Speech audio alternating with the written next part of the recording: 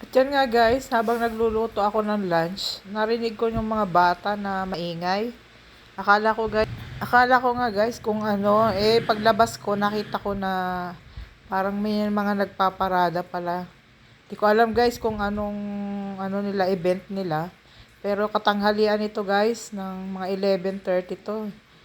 Ang daming bata. Natuwa lang akong panoorin sila guys kasi naalala ko yung mga nung ganyan pa yung age ng mga anak ko, nasa mga elementary pa sila. Talagang pag gaganyan may parade ay nakasunod ako, nakasuporta talaga ako. Lalo na guys, ganyan kainit. So nakakatuwa lang makita yung mga bata. So yan. Actually, ano lang naman sila, kaunti lang naman. Dito to guys, malapit sa amin yung school sa kabilang Bacood. So nakakatuwa din makita yung mga bata, no? Pag mga ganitong age. Yan, masunurin sila, nagpaparade sila.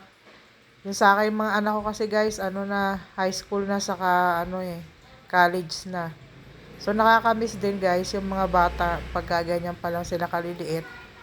Nakakatuwa. So sige guys, paki-like and share na lang yung aking Facebook page at Uragon Mama guys. Thank you guys. God bless.